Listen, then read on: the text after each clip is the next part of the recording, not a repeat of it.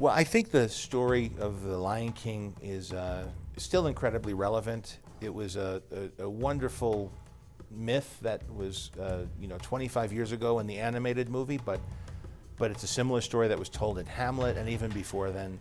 It's a timeless story, and I thought it was the technology had evolved enough that here 25 years later there might be an opportunity to present it to a new generation in a new way, and draw attention to both the stage musical and the animated film, both of which hold up incredibly well.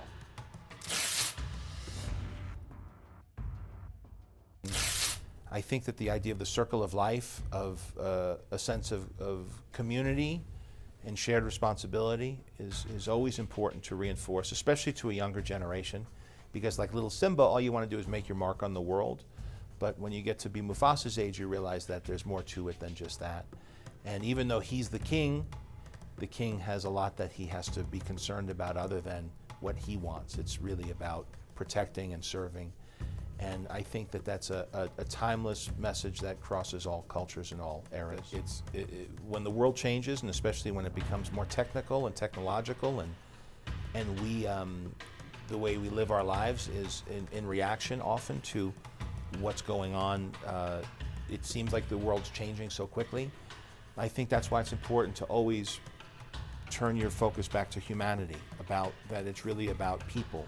And so if technology could be used to help amplify the humanity, whether it's the work of the musicians, the artists, the storytellers, and reminding us that that we have a responsibility to stay in community with one another, I think that that's a good use of technology. And it's our job to be vigilant and to make sure that as the world changes, we don't lose track of our values.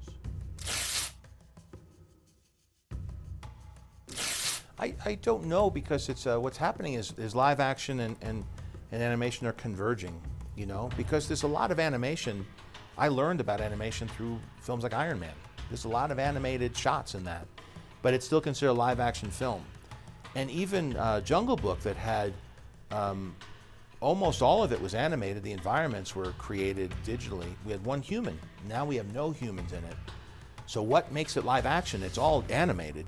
But I think it's the look of it and the feel. And I think that when people see it, it becomes less confusing. But when you're trying to describe it as an animated remake doesn't feel like it, even though technically that's correct, I don't think it captures the aesthetic. And the goal here was to let this sit alongside of Jungle Book or Beauty and the Beast or other live action remakes of animated classics.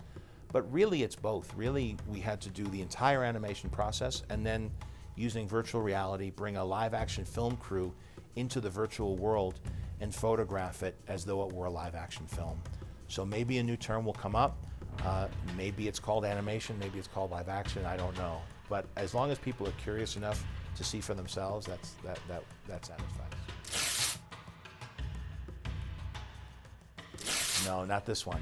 Usually I do, but this one I had my hands full, and there was a lot of improvisation with the actors, and so for me to be in the middle of the scene, I wouldn't have been able to do a good job watching and helping direct the performers as they came up with new ideas.